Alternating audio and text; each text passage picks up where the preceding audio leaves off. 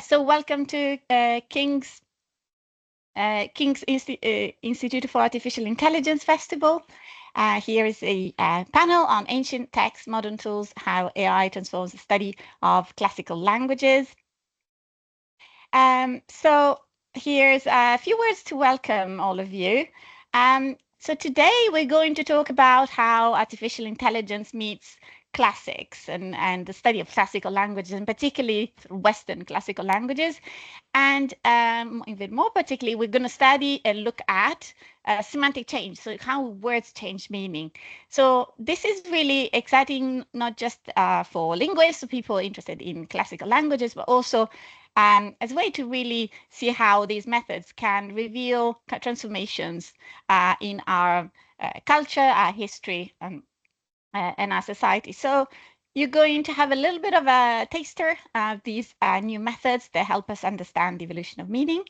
So I'm Barbara McGillivray. I'm a lecturer in digital humanities and cultural computation at King's College London, have degrees in mathematics and classics, and my whole academic trajectory has been on kind of having the two meet.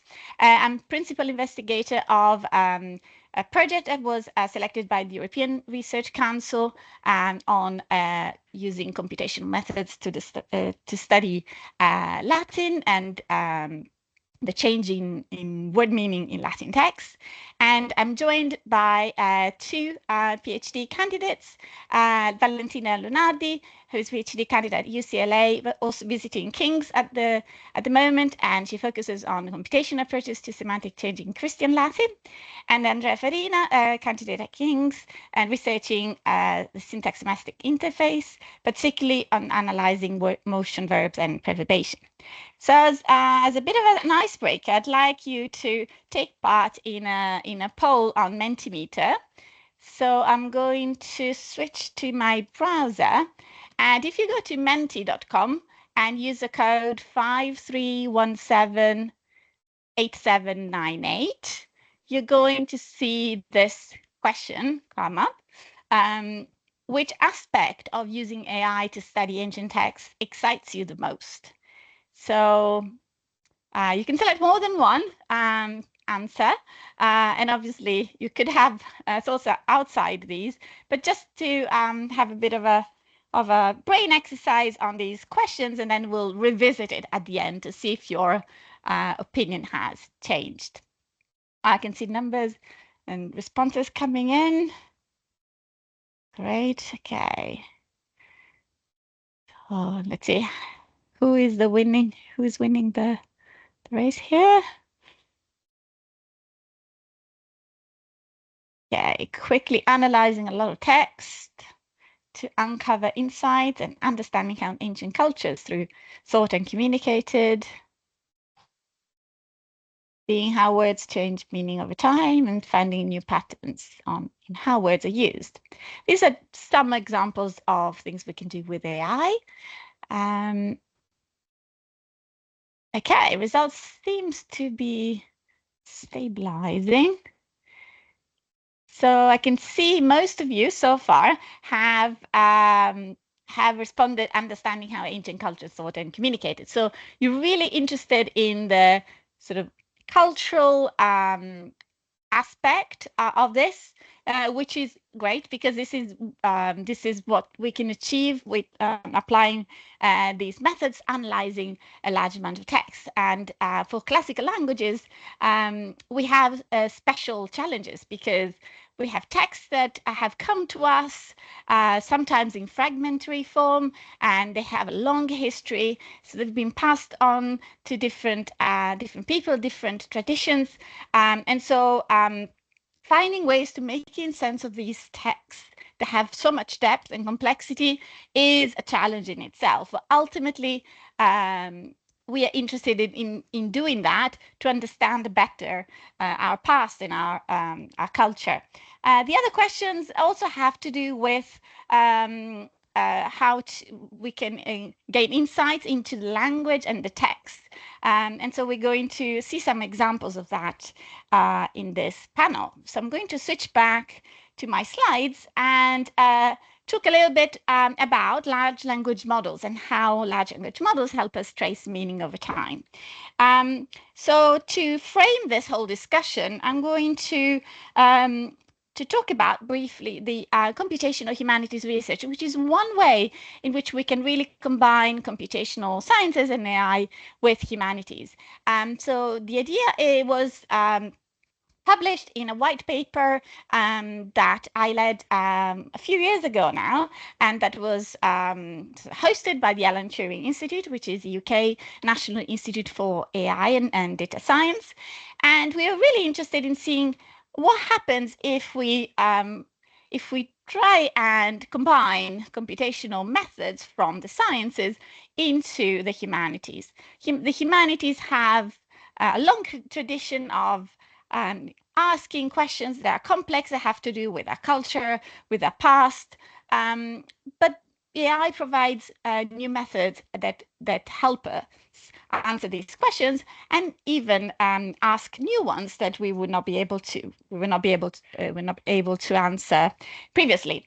There are also other aspects to this relationship, like infrastructural issues, sort of history and critique of data science and AI, and also algorithmic creativity. These are all very exciting areas of development. But today we're going to focus on the first one. So really, how can we address questions that humanists have been trying to answer for a long time, and how can AI help us with this? So as you will have guessed, our research interest is primarily on word meaning. And word meaning is such an intangible thing. It's of course implied in every text we read and everything we say, but it's not easily detectable. So how can a machine possibly get to the meaning of words when it reads a text? Well, the key is in a principle that was expressed by J.R. Firth in the 50s of the last century, and it's the so-called distributional hypothesis. It's very well put when you say that you shall know a word by the company keeps. So the idea is that rather than thinking about the meaning of a word as some abstract concept, we look at the way the word is used, and we look at other words that occur with this word, and we then try and infer the meaning of that word. So in a way, we're looking at the distribution of the word as a proxy for its meaning. And this is something that has really its basis in usage-based approaches, the idea of looking at how a word is used rather than thinking about it. But it has really powerful applications in computational linguistics. And now I'll take you through on a journey, on a methodological journey that will start from a very traditional way to study meaning, the meaning of words, and will take you to what AI can help us. And then you'll hear from Valentina and Andrea on more specific use cases of these methodologies. So traditionally, humanist linguists will look at dictionaries as the source for where to find information about what words mean. And for Latin, if we're looking at a classical language, it's a really long tradition and very rich tradition. We do have several dictionaries, but one in particular is very rich. It's called the Thesaurus Lingua Latina, and it's a monolingual dictionary. So it's all written in Latin, and it explains for every word of the Latin language what it meant at different points in time. Now, you don't need to get into the details of this table, but I just want to show you the case of a word that is quite interesting, I find. It's civitas or civitas, which went through different meanings. And here you can see how the different centuries, in a way, display the different meanings. So there isn't really a clear pattern. To put simply, civitas used to mean Roman citizenship or the citizens, and then it required a more geographical meaning of city. And if you know some Romance languages like French or Italian, you'll recognize this in words like città or cité. But the reality is a lot more complex. It was not a linear process, but authors at different points in time use this word in different meanings. So we have this rich, complex pattern. And so, how can we make sense of this? Particularly, how can we look at text and in which the word civitas is used and try and understand what it meant and whether there's any pattern? Well, one simple way to do that is to look at words that are found with this word of interest, civitas. So this is a so-called collocational analysis. And the idea is that the words that tend to occur with civitas tend to change over time. And this can indicate that the word shifted its meaning. Now, of course, I said it's much more complex than this, but there is a general trend that takes us from the sort of legal and sort of civic sense of civitas to the geographical sense. And you can see that in this visualization where we split a large corpus of Latin texts into 3 periods, sort of before the Christian era, sort of the first 4.5 centuries after, and then after that. And even if you don't know Latin, you can you can trust me to say that some of the words that we would expect associated with the city meaning of civitas tend to appear in the later periods. So things like murus, porta, so the walls and gates, and so on. So this is a very simple method that is quite transparent. So we can actually verify this method by looking at words that tend to appear in the same sentence or kind of close by to civitas. But we can go further. And linguists, in fact, have employed a different technique that creates so-called word vectors. So it's the same principle of the distributional hypothesis, the idea that looking at the context of use of a word can tell us something about its meaning. But we take it one step further, and we use geometry to gather all of this statistical information about how many times words are found together, and we can put them into this a visualization system. So we can sort of imagine words that are defined in terms of how many times they occur with all of the other words in the vocabulary. And then we can reduce that to a 2-dimensional space like this one. And what we see is that words that tend to behave similarly also tend to appear in similar regions. This is a simple and to some extent simplistic approach, but one that is very powerful and has been used to study how words change over time. Because what we can do is then look at different periods and then create these embedding spaces and look at how the meaning of a word has shifted by looking at the other words that tend to be similar to it. And if we apply this to our word of interest, civitas, we see that these embedding methods, although they are less transparent, less interpretable, they do pick up that over time, this word acquired a more geographic meaning. So from words that have to do with so the legal infrastructure of the Roman society towards words like urbs, which means city, as in urban, or villa, oppidum, etc.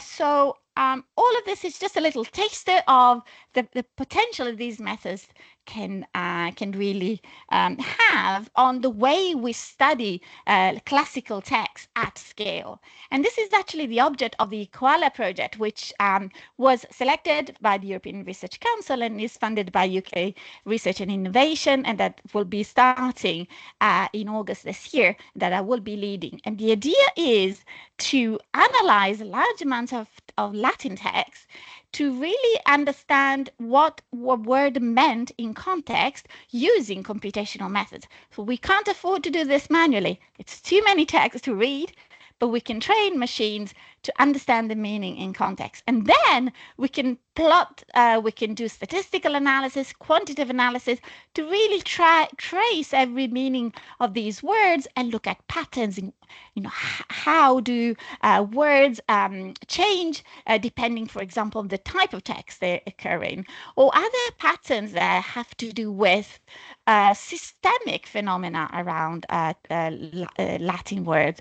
Can we track the timing of these changes, the speed and the rate of change? So these are all really exciting questions that we'll be looking at in the coming months and years.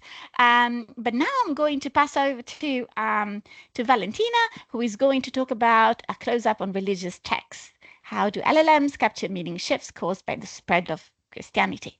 So I'm going to stop sharing and I'm going to leave it to you, Valentina. Yes. All right. Hopefully this is visible to everyone. But actually this is not my slides. Hold on. Okay, here we go. All right, let's move on to a bit of a different case study, if you will, and again talk about how these technology that we've seen to be behind large language models, namely word vectors, can help us capture and understand more about changes in meaning specifically caused by the spread of a new religion back then, namely Christianity. And I'd like us to sort of remind ourselves before we jump into that about sort of a basic fact about changes to the lexicon of a language, which is, one of the main triggers behind it are normally big sociocultural transformations.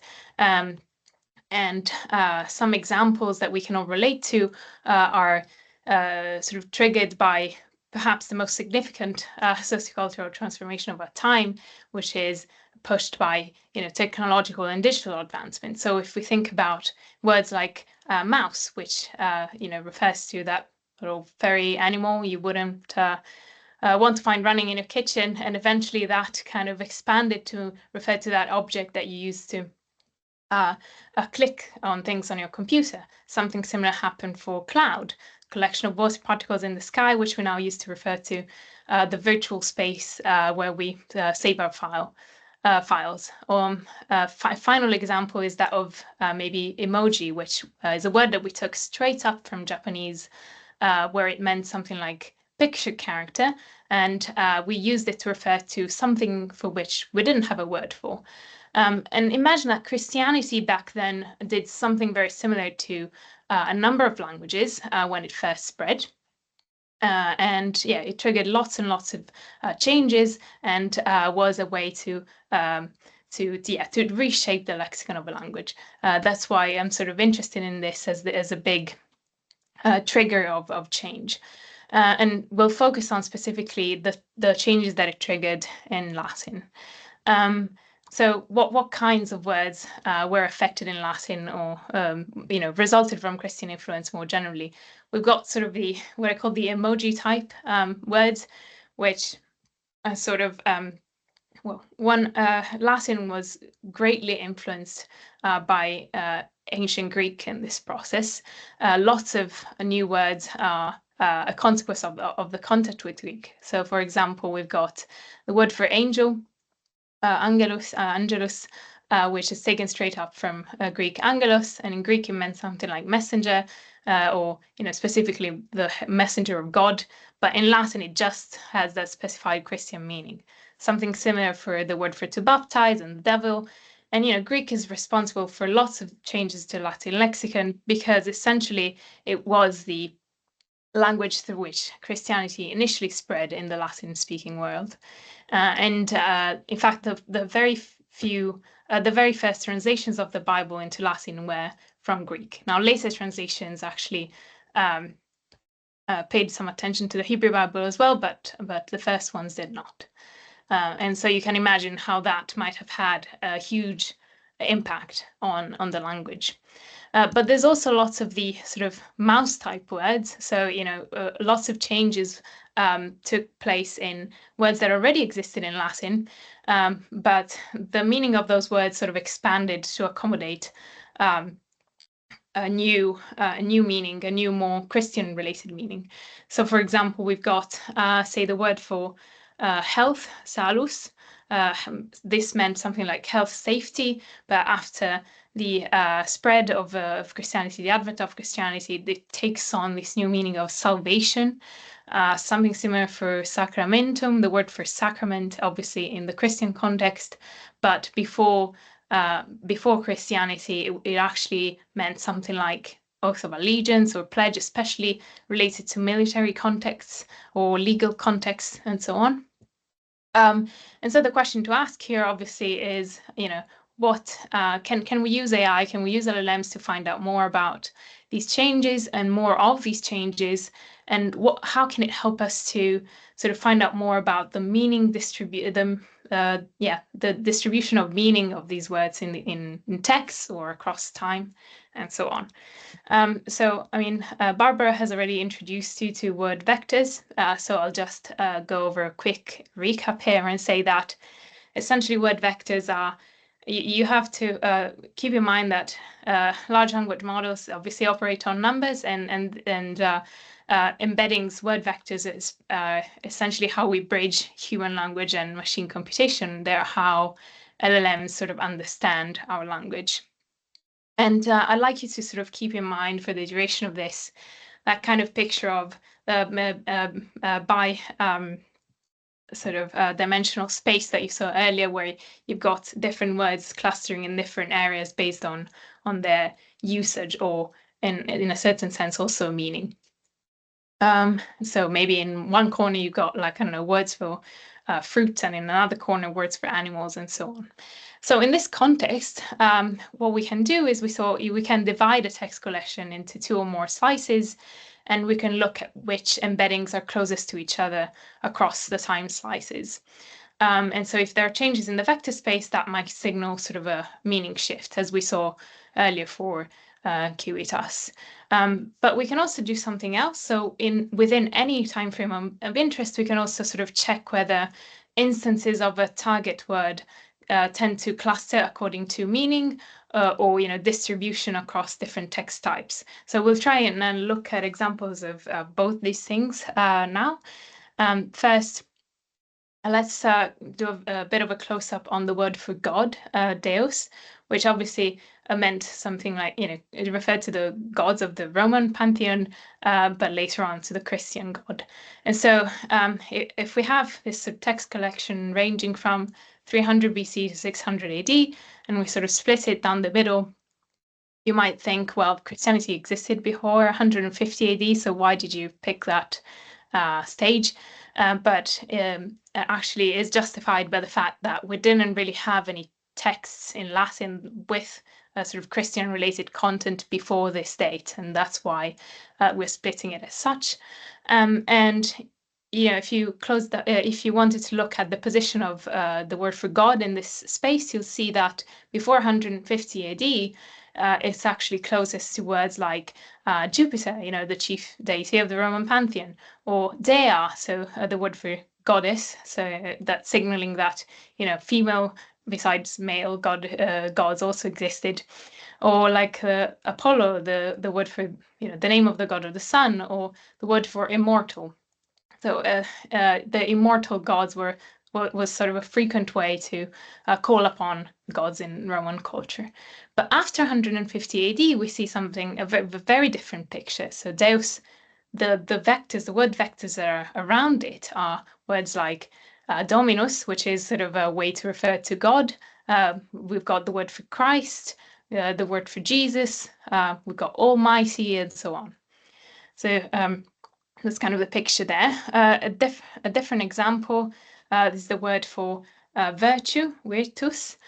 Before 150 AD is most similar to words like wisdom, fairness, moral physical strength, which you might not know, but these are all like sort of prototypical quality of a Roman citizen. But after 150 AD is closest to words like glory, power, might, and also surprisingly one of the words we used for miracles. So what happened there? Well, we can think of this word sort of being more associated with gods virtues in a way, you know, glory and power, but also like the virtues that, or the miracles he dispenses and distributes among people. I can come back to this later if you'd like.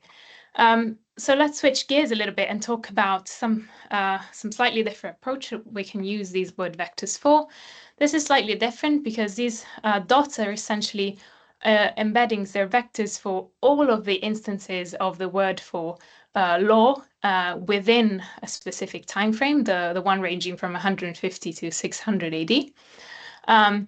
And you know, it had the meaning sort of human law and still has during this period, but it also acquires through Christianity a meaning of divine law in the sense of like the law of Moses, the law of the Ten Commandments, and so on. And so the plot that you see here is essentially you've got the red dots. There are instances of lex, the word for law, in Christian texts, texts with Christian content, so to speak. And the blue dots are instances of lex in non-Christian texts. So what we can see here is that, you know, there is some overlap, but I think that we can see a pretty clear split with the blue dots are sort of on top of the chart and the red dots on the bottom. But the hypothesis here is that the dots are clustering based on their usage or meaning here. So assuming that lex means something like divine law in Christian texts and human law in non-Christian ones, then this plot is likely a good representation of the different usage distribution of lex. So this is a very similar example with embeddings for all instances of dominus, the word for Lord. And we can see a similar picture, perhaps a bit more overlap, but you know, we've got the red dots clustering in one area and the blue dots in another area. So this dominus is like had this meaning of master, lord, in the sense of like head of a household before the spread of Christianity, and it refers to God specifically during Christianity. So what can we say? You know, obviously I've shown you hopefully some close-up examples of a few Christian-related words, but I'd say we definitely saw how these technologies can, behind LLMs, can detect shifts in word meaning over time, and they can also help us compare usage across different genres or text types to reveal context-driven meaning change. And overall, they kind of offer scalable, data-rich insights that can complement sort of close reading quite well. Which we said earlier it takes a huge amount of time, but you know, still useful in another sense. Yeah, and some other things that we might want to keep an eye on is that what these LLMs detect may be the result of like genre variation, not just sort of different in meaning, but that's something we can address later during the question section. I don't want to take up too much time, too much of Andrea's time. So thank you so much. I'll give you floor. Thank you. Yeah.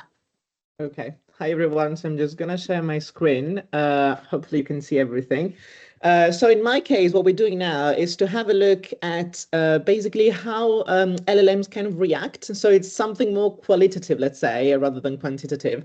So we're going to focus on what I focus on for my own research, which is motion verbs. So verbs that imply movement across space. So why motion verbs? So they are central to so many domains. So they are very much employed. Everything moved or is moved, let's say, and was, because we're talking about Latin, so the past. And especially motion and movement is very much employed when we talk about metaphorical meanings. So the way in which we encode abstract kind of ideas. So we use, there's an English example I put, so our relationship is going nowhere. So we use these motion verbs a lot, even when we don't want to express actual motion, like physical motion. And yeah, so changes in how movement is expressed actually reflect deeper cultural and historical transformations. So especially after seeing the results of the Mentimeter we sent, I added a slide like last minute, 2 seconds ago. So we're gonna split. We're gonna basically go from page 32 to 86 in a nutshell, but that's the reason why. So let's have a look at this. So what are we doing now? So we'll look at 3 Latin sentences. So it's a very small set of sentences, just like for you to have a look at how LLMs react with this context with the verb abio. So the verb abio in Latin is composed of the main verb eo, which means to move, to go, and we have this prefix ab, which means away. So basically the meaning, the compositional meaning is just to go away. So, however, this is the very basic meaning, but as we know, words have more than one meaning, as Barbara and Valentina has also said so far.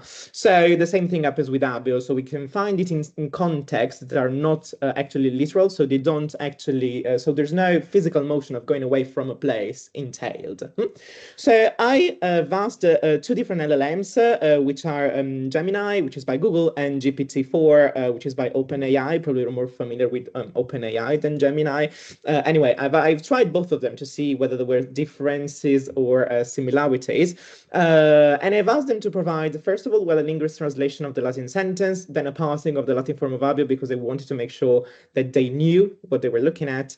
And then what we're actually interested in. So an explanation of the meaning of these occurrences of the Latin verb abio in context, and an interpretation, so an explanation also of the meaning of abio based on whether it was literal or metaphorical according to the LLM. So this is our first sentence where the verb abio, so quin abis inquam impurata bestia. So in this case, abis, it means go away. So this has a literal meaning. So why don't you go away, you filthy beast? The meaning is literal. The verb means, has its primary and prototypical so-called meaning, so to go away. So let's see how they performed. Well, in this case, as we can see, I put some green colors when it's okay, and some yellow when it's so-so, and some red when it's okay, no. So in this case, you can see everything is green. So the meaning, they got the meaning. So the meaning is to depart, to leave, for both LLMs, and they correctly classified the meaning as literal. It was kind of an easy example in this context because the verb has this very easy meaning to detect for a human person, especially for a human being, let's say, and also apparently for a machine. Let's try with the second sentence. So in this case, we have mox cum somno et flammam abisse. So soon with his sleep, the flames disappeared. Okay. So this sentence is out of context. So we don't know. I didn't tell the model whether this was like a literal context, so actual flames disappearing, or like, you know, flames of like passion, this kind of metaphorical meaning of the word also flame in Latin and English too. Anyway, in this case, abisse means to go away, but in the sense of to vanish, okay, so to disappear. And in this context, they're talking about flames of passion. So it's a metaphorical meaning, actually. So we don't have anything moving away from anything else. Okay, it's just passions disappearing. So let's see what they did. So as we can see, Gemini correctly identified the meaning of the verb. So to depart, to disappear, to cease to exist, referring to intangible things. So this was actually correct. When it comes to the interpretation of the meaning, so whether it is literal or metaphorical, actually Gemini printed out some very intelligent kind of reply. So it says it could be literal or metaphorical, depending on the interpretation of flammam, which is exactly what I told you a few seconds ago. So it could refer to a literal flame extinguishing, or a metaphorical flame of passion or emotion fading. So on the one hand, we see that the model seems to have this sort of like intelligence, we can say, but on the other hand, it didn't really give us an answer. So it just said it could be both, which is on the one hand useful, on the other hand less useful, because if you want to classify, you want to perform like a statistical analysis, like a quantitative analysis, we would need one answer, not two. With GPT instead, the meaning was kind of guessed. So it correctly understood it means to disappear, referring to distinguishing of a flame, but it didn't actually imagine that it could be like a metaphorical flame, so the flame of passion, for instance, which is something instead Gemini did. And then it wrongly classified the meaning as literal instead of metaphorical. So this is what we have. Let's see sentence 3. Luxuria atque inopia praeceps abierat. So the literal translation in this context is she ended up headlong, praeceps, in ruin because of her extravagance and lack of means, luxuria atque inopia. So in this case, basically it means she had rushed headlong to ruin as a result of extravagance and lack of means. So the mean of abio is to end up, kind of, so to go away from a state, let's say, and have a different kind of output, so to turn out. So in this context, it is, of course, metaphorical, so it's not like sentence 2, 2, where it could have been 2 different things, depending on the interpretation of Flamma. In this case, we can, I mean, it's going to be metaphorical. So let's see whether they grasped it or not. So as you can see from the green, both of them kind of grasp the metaphorical meaning, but let's have a closer look to what the 2 models kind of thought the verbal form abirat meant in this specific context. So Gemini said that it means to be ruined, to be destroyed, to disappear in a figurative sense, a state of affairs. This shows a decline or a catastrophic end, which is kind of okay, I would say. So I marked in yellow because it's not specifically like exactly the meaning that it has in this context. Still, we can't say it's totally wrong. It's okay, let's say. It's a good result for a sentence which is kind of difficult in this sense, in this context, in this specific instance. On the other hand, GPT said that the meaning was to depart figuratively, meaning to decline rapidly. So yes, in some kind of way, there is this sense of declining, which is okay. But the thing is, like, to depart figuratively, it's not something we actually like as a response, I would say. So it doesn't really mean much. So to depart figuratively, like, what do you really mean? Gemini, I think, gave a better explanation. So this is the slide I added. So it's page 83, and we went from 32 to 83. So this is why. So this is a graph. So on the horizontal axis, so given that we're talking about semantic change and people are interested in cultural analytics, it looks like from the Mentimeter. So on the horizontal axis, we have 3 different language periods. So going from early Latin, which is 3rd century BCE, stopping to post-classical. So it's 2nd century CE. So it's a big time frame, but not too big as the one mentioned by Barbara and Valentina, for instance. And on the vertical axis, we have the frequency of these meanings that are marked with numbers. So it's black and white, unfortunately. So you have numbers referring to specific meanings. And if you have a look in early Latin, the verb habeo has 3 main meanings, let's say 2 main meanings, which are kind of synonyms. So to go away from a place, number 11, and number 15, which is to move away from a place into another direction, which is kind of the same. And then if you have a quick look also at the classical and post-classical period, you see that the verb habeo tends to acquire more and more meanings, and they are more and more abstract, more and more metaphorical. So this is basically the challenge when it comes to using LLMs. So to kind of keep track in a sort of like cultural way, because of course the adding so many metaphorical meanings to a verb that in early Latin had such a strict literal meaning means that there are, advancements also. The mentality, let's say, is advancing. So verbs need to express metaphorical concepts that cannot be acquired by new words. So they were, building up on already existing words. So these existing words already were acquiring metaphorical context. So this gives us an idea. This is not talking about Christianity in this context. So this is also to show you that we have interesting patterns also if we exclude, let's say, very big innovations, so to say. So last thing, key takeaways from this very small section of mine. So can AI grasp meaning? Well, it looks like it can. It must be, of course, kind of directed sometimes. So what we can do is to provide more context to these AI, to these LLMs, let's say, in this context. And so to provide more context, also to train them, so giving ready manually annotated examples. So people who are like human beings who manually identified meanings, give these set of things to LLMs so that they can build on top of those annotations and be more precise and more specific. And with that, I think I can hand it over to Barbara again. Yeah, thank you. Thank you, Andrea, and thank you, Valentina. So now we are at the point where we can have a bit more of a discussion. So just to start things off, I've prepared some questions. So let me share my screen again, and we'll go back to Mentimeter. So this is the previous question. Now I'm asking the question again. Which aspect of using AI to study ancient texts excites you the most?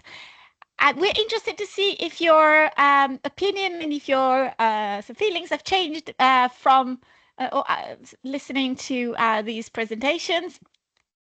So let's give this a few minutes, and then I have another couple of questions for you to trigger your interest. So let's see. Okay, so now seems like seeing how words change meaning over time has gained some popularity.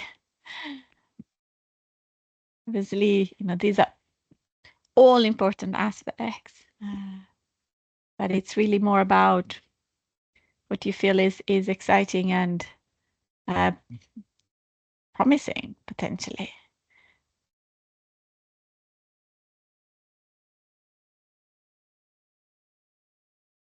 Okay, the bars keep moving. So let's see. Okay. So there are 42 people taking part in this Mentimeter. So let's wait a bit longer. 25 of you have responded, and it looks like, yeah, it's sort of quite similar to the previous time. But I think, yes, the first answer got a bit more votes, which is really interesting. Okay, so now let's move on to another question. What do you think is the biggest challenge when using AI to interpret ancient texts? So now, you may have experience of working with ancient texts, maybe other languages and what we talked about. Or you may just be curious and interested. But of course, as we just heard, these models need to be used with a critical mindset, and they are not going to solve all our problems. And certainly, challenges unique to dealing with ancient texts are to be considered. So, yeah. So let's see. We can also open up to other suggestions. So feel free to put them in the Q&A. The next question is also going to be open-ended, so you have a chance to articulate your thoughts. But yeah, so I just listed a few of the many challenges. So the complexity of language, of course, is one that is always with us. We're never analyzing language data, but particularly in ancient texts where we don't have native speakers, and we have a temporal depth. That means the language change, not just the meaning, but also the grammar and the conventions. So all of these play a role when using these models on these texts. And the lack of context, that could be taken in different ways. It could be that we have fragmentary texts which don't give us enough information, enough evidence to draw from. Or it could also mean that we lack in the sort of a historical contextual information about the text. And certainly we have to deal with the fact that we are acting a bit like detective and trying to reconstruct a reality that we are not experiencing. So whenever we're working with historical texts. So these are really big challenges. And then incompleteness, yeah, of course, that's also a very important one. Okay, so let's open up to a more open question, and I'd love to see your thoughts on screen. So take this as an opportunity to jot down a few words that pop to mind when thinking about the question, how can AI complement traditional classical scholarship? What tasks do you think AI will handle well, and where will human expertise still be necessary? I think we all agree that there's still a place for humans in in the future and in using AI, but particularly when thinking about ancient texts, do we need to throw in the bin all the work we've done in the past centuries, or can we complement this? Clearly, we can and we should, but this is, of course, a very complex question. So I'd love to see your thoughts. So I think that a kind of word cloud will appear from this, but let's see. Don't be shy. Just maybe you need a minute to think. Okay. Yes. Make sure models are correct. Yeah. Yeah, definitely there is this. I mean, Andrea and Valentina, please jump in if you like. I think we all have experience with classical philology, classical scholarship that is very much concerned with high quality analysis because we're used to human curation and very detailed close reading work. And so the risk is that these models are perceived as inaccurate. And so we need robust ways to evaluate them. Engage broad audiences. Very good point. We risk sort of being a bit isolated and sort of perceived as sort of not engaging enough with people who will have an interest. I mean, when thinking about ancient texts, these are about our past, our common past. It's something that should interest a broad audience, but the risk is that we're talking to each other only.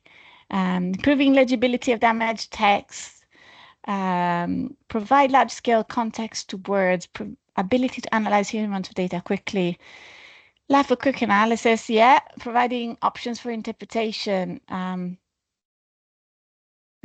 So okay, so quite a few points here. So I can see the common theme is on the scale. So how to manage the scale of the data we're looking at, but also the role of human, both in terms of quality and also in terms of engaging people. By clarifying, providing further evidence for cultural change, human beings will still be required to interpret the evidence, and I will speed the process. Yes, so speed and scale seem to come up, but also awareness of the peculiarities of text, for example, manuscript tradition, like copying errors. Yes, AI translations of multiple manuscripts. Humans needed to check them. Generators first might not be obvious. That's another one that is really interesting. So, of course, we sort of, when analyzing ancient texts, we sort of taking ourselves back several centuries in the past. So we need to tune into that sort of conceptualization. And so how can we ensure that these models do that accurately? Given AI will affect every sphere of life, classical studies should be integrated in every school curriculum. Oh, yes, I agree with more with that. Humans are the ones who ask the questions. AI is a tool to help answer the questions. Yes.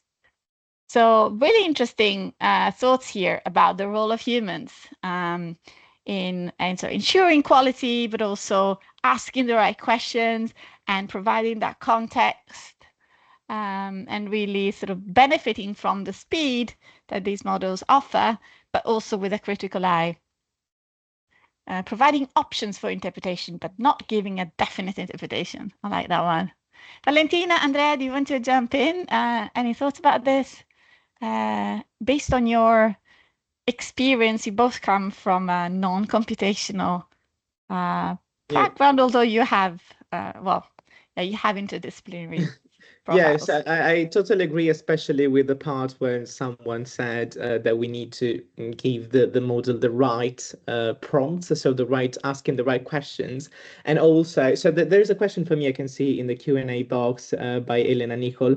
Okay, so I can connect to this already. I have for ChatGPT, basically the prompt I gave, and also to Gemini, was exactly the same prompt because I wanted to see how they reacted to the same kind of question. So I just told them that they were a specialist in classical Latin semantics to kind of give them some courage to face the hard task of disambiguating the meaning. And then basically what I asked them was just to identify and categorize the meaning of abio in context. So this was a very small example, a small set of examples just for today. So I didn't give any already annotated annotated data, let's say. So I'm using these already annotated data for other tasks I'm doing, especially because for my PhD, I manually annotated more than 2,800 occurrences of verbs of motion. So I do have like a considerable kind of big data set with manual annotations. So of course, everything's being curated. There's of course margin for mistakes as always, but I mean it's manual annotation, so it's usually more reliable, let's say, which I didn't use for this specific kind of task. Yeah, so that's the answer to your question, if I've answered it. So yeah, definitely we need to give the models the right questions, and also, as I basically just saying now, and something that's already been mentioned, so we need also to have some manually annotated data that we can use to compare to the replies, okay, to the responses of the models, because otherwise we run the risk to just like, take them for granted, but we don't really have anything manually annotated by human beings that we can compare to. So that's something we need to do, of course. And I don't know, Valentina, if you want to add something. Yes, I mean, more generally, I see that lots of people are interested between sort of the interaction between these machines and humans, right? So how do we sort of balance the two things? How do we integrate the two things? In a world where like it seems like generative AI is taking over and changing lots of aspects of our lives, I think it's important in research to understand that we're using these as tools, right? They're not sort of changing. I mean, they are changing lots of things, but they aren't taking over our lives in that sense. And so we are adapting them for us to use them to our advantage, right? And taking what we can from them, which is in lots of cases the ability to, as people have already said, read lots of texts much quicker and give us sort of a broader view of everything rather than sort of a close-up view of things. So I think we've got some questions in the Q&A. Yeah. And Yes. so would you like me to sort of take on the ones that are directed to me since I'm here, and then Yes, I'd like to answer the oldest ones first, Okay, yeah, and then more let's do that general. They first then. actually go, they follow what we just talked about. So Martin's question was about, would you say that the best thing about LLMs is to do with speeding up the processes or increasing accuracy or something else? And that, yeah, I think from what we said so far, speed is certainly one thing. Of course, as Andrea and Valentina said, we do need to be very critical about using these models, making sure we have evaluations in place and human intervention. I think so the speed element is one that, and the scale element is one that is particularly useful. So for the Koala project, we're planning to start with giving the text to large language models for the purpose of understanding the meaning of a word in context, and then use that as starting point for the human correction, and then use this high quality annotation to train more sophisticated models, so machine learning models, for example. So definitely it's going to be sort of a loop, iterative loop of sort of increasing quality, but they can help. They can help. I mean, we still it's still an open question to what extent they can help and what are the areas that LLMs perform best. When it comes to ancient languages, we just started the research on this, so I think there's a lot more to come. And Cecilia's question was just a quick one for me. Do you acquire digitally transcribed text for the kind of analysis in our Koala project? The answer is yes. We're not looking to analyze images directly, although it is possible, and there is research, of course, in sort of digital optical character recognition and sort of turning images into text. But for the purposes of this project, we are starting with digital text to keep things a little more manageable. And then, yes, 2 questions for you, Valentina. Yes, can you see so them? I think that might require me to share my slides again quickly. We have a few minutes left. Yeah, just quickly. So let's say this one. You asked what PCA meant. I think PCA it's principal component analysis. And because these vectors are actually like have lots of dimensions, we try, in order to be able to visualize them, reduce these amounts, the number of dimensions down to 2, so that we can interpret them. And PCA1, PCA2, it's because there are sort of different axes, and the split that I think we can see here is along the horizontal axis. So I hope that makes sense. We see something clustering sort of below PCA2 0, the 0 axis, and other things clustering above. So these axes are supposed to give us sort of a split in some sense. And I think the clusters here are more along the horizontal one. Okay, so I hope that's a little bit clearer, but it's just like a way to reduce the number of dimensions to visualize embeddings. And the second question is about whether they're, obviously, yes, words, including lex, can have more than 2 meanings. I tried to focus on 2 to sort of, for the purposes of this talk, to make things a little bit easier to digest, but it's very much possible that more meanings are revealed to be in between. Right now, I just focused on, Christian versus non-Christian, because that's the focus of my research, and that's what I was trying to plot. But yes, in principle, it's possible that more classes are displayed for more than 2 meanings. So I hope that answers everybody's questions there. Yeah, there's one question for Andrea, but just could jump in quickly to say I've talked about the Koala project, so just posting in the chat a link to a brief announcement about it, and much more to come in the coming months and years. And then there's a question for Andrea. Can you expand on your research on the movement category linguistics in the chat in 1 minute? In case there was no time, so I'm just going to read what I was typing. So basically, in a nutshell, I'm specifically looking at Latin and ancient Greek verbs of motion possessing what's called preverb. So it's a prefix that attaches onto a verb, like under in English, undergo. And as you can see from English itself, go has a specific meaning and undergo has a totally different meaning. And I'm considering different motion domains. So basic motion, so the Latin and Greek for like to go, come, move, or motion on different spaces, so sail, swim, fly, and also motion that happens in different ways, so so-called manner of motion verbs, so verbs that also express how the motion is performed, so to run, to flee, to escape, these kind of things. So I hope this answers your question, because it was very broad, so I don't know if this was what you were expecting from my answer. So basically verbs have been categorized, so there's a whole English verbs, there's a whole book by Levin who categorized all English verbs, so I kind of picked some parts of this very huge category, which is motion verbs in English. And people can follow your research in your publications, because you are writing on this topic. Okay, I would just like to take the last minute to thank everyone for this really exciting conversation. I hope it's one of many in the future to draw attention to the importance of classical languages and culture also in the conversation around AI. And I want to thank Andrea and Valentina again, and King's Institute for AI for hosting us.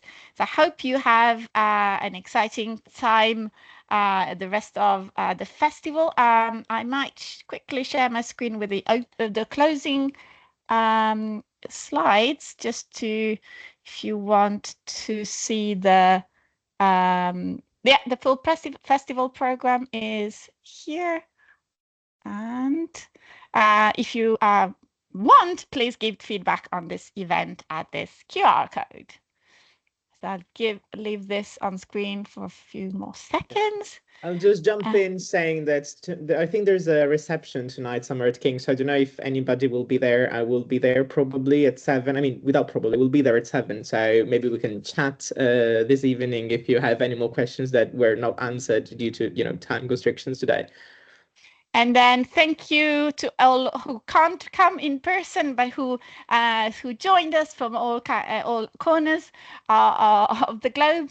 You can find us at these email addresses, and wish you a good continuation. See you. Bye-bye. Enjoy the festival. Bye. Thank you.